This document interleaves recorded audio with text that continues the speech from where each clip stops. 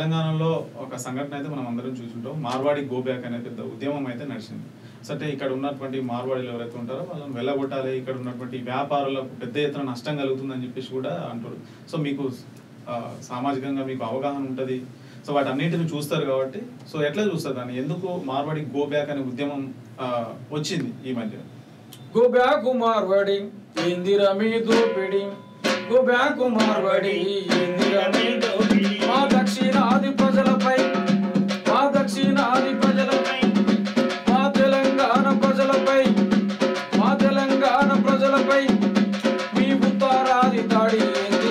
Go back Marwadi Indira మీ దోపిడి, go back Marwadi Indira మీ దోపిడి, go back Marwadi Indira మీ దోపిడి, గో బ్యాక్ మార్వాడి ఇందిరా మీ దోపిడి.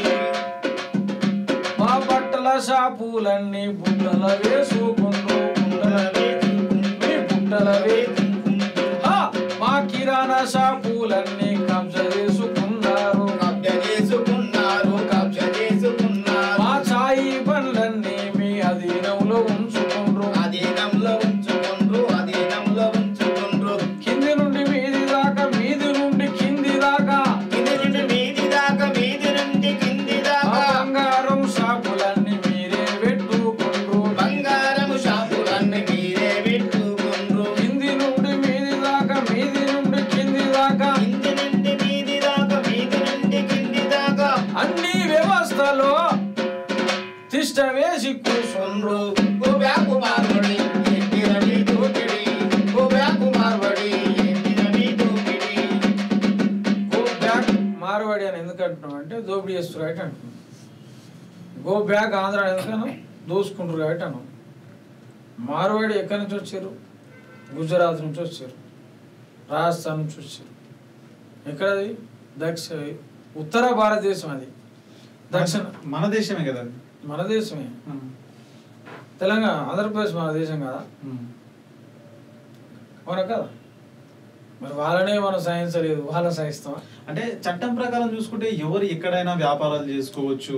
సో వాళ్ళు ఇక్కడ చేస్తే తప్పేంది? వ్యాపారం చేసుకొని దోపిడీ చేయొద్దు. దోపిడీ ఎట్లా చేస్తున్నారు? వ్యాపారం కదా చేసేది. వ్యాపారంలోనే దోపిడీ ఉంది వాళ్ళు చేసే దాంట్లో. ఎట్లా? ఇప్పుడు మన కుల వ్యవస్థలను కూలగొడుతారు, మన వ్యాపార సంస్థలను విధ్వంసం చేస్తారు. చాయ్ బండి కాంచి మొదలుకొని బంగారం వరకు, బంగారం నుంచి మొదలుకొని బట్టల షాప్ వరకు, బట్టల షాప్ నుంచి మొదలుకొని కిరాణా వరకు అనేక వ్యవస్థలలో వాళ్ళు ఉన్నారు. ఓకే, చాలా వ్యవస్థలలో వాళ్ళు ఉన్నారు, ఉండొచ్చు. కానీ దోపిడీ చేయొద్దని చెప్తున్నాం, దోసుకుంటారు అని చెప్తున్నాం. అంటే వ్యాపార స్కిల్స్ వాళ్ళు పెట్టుకున్నారు, మీరు కూడా పెట్టుకోండి అని చెప్పేసి కూడా వాళ్ళు కూడా డైరెక్ట్ గా అన్నారు. మీ దగ్గర డబ్బులు ఉంటే మీరు కూడా వ్యాపారాలు పెట్టుకోండి, మేమేం వద్దంటలేం కదా. సో అనేది కూడా అంటున్నారు. మీరు స్వీట్ షాప్ పెట్టుకోండి, మీరు ఎలక్ట్రికల్ షాప్స్ పెట్టుకోండి, మీరు చాయ్ షాపులు పెట్టుకోండి, మీరు స్వీట్ షాపులు పెట్టుకోండి అని అంటున్నారు. సో మనం కూడా పెట్టుకొని వాళ్ళకు పోటీగా వ్యాపారం చేయొచ్చు కదా. వాళ్ళని బొమ్మనే వదలు, వాళ్ళకన్నా మెరుగ్గా మనం వ్యాపారం చేయొచ్చు కదా. వాళ్ళకి సపోర్ట్గా నరేంద్ర మోడీ ఉన్నాడు, వాళ్ళకి సపోర్ట్గా అమిత్ షా ఉన్నాడు, వాళ్ళకి సపోర్ట్ ఇక్కడ పరిపాలిస్తున్న పాలకులు ఉన్నారు.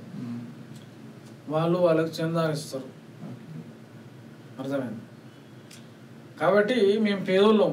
చెప్పుల షాప్ పెడితే చెప్పుల షాప్ నడవదు, ఎందుకంటే మాకు ఆర్థికంగా ఏం లేదు కాబట్టి. బట్టల షాప్ పెడితే బట్టల షాప్ నడవదు, మాకు ఆర్థికంగా లేదు కాబట్టి. మాకు బంగారం షాప్ బట్టలే, మేము వేసుకుంటానికే బంగారం లేదు. అన్ని విధాలుగా వాళ్ళు ఉన్నారు, ఇక్కడికి వచ్చారు, దోసుకుంటారు. ఇంకా దోపిడీ తీవ్రతరం చేస్తారు. ఎక్కడైతే దోపిడీ తీవ్రతరం అవుతుందో అక్కడ తిరుగుబాటు వస్తుంది. అది ఆంధ్ర దోపిడీ తీవ్రతరమైన తెలంగాణ ఉద్యమం వచ్చింది. మార్వాడి దోపిడీ తీవ్రతరమైనప్పుడు ఖచ్చితంగా మరో తెలంగాణ ఉద్యమం వస్తుంది. మీ దక్షిణాది నుంచి ఉత్తరాది వాళ్ళని తరివేస్తారు. మా కల్చర్ మాకు కావాలంటున్నాం, మాది బతుకమ్మ, మాది బోనాలు, కానీ మా కల్చర్ను చెరిపేస్తారు, మా జీవితాలను విధ్వంసం చేస్తారు. చాయ్ బండ్లు పెట్టుకొని, బంగారం పెట్టుకొని, బట్టల షాపులు పెట్టుకొని, కూలీలుగా మారి కంపెనీలలో, కార్ఖానాలలో మేము ఉండాల్సిన జనాభా మేము 90% ఉండాలి, కానీ మీరే 90% ఉంటారు. మేము 90% మేము వ్యాపారాలు చేసుకోవాలి, కానీ మీరే చేసుకుంటారు, విస్తరించిపోతారు. కాబట్టి దోసుకుంటారు. ప్రతి దాంట్లో కల్తీ ఉంది, క్వాలిటీ లేదు. అనే చెప్తున్నాం.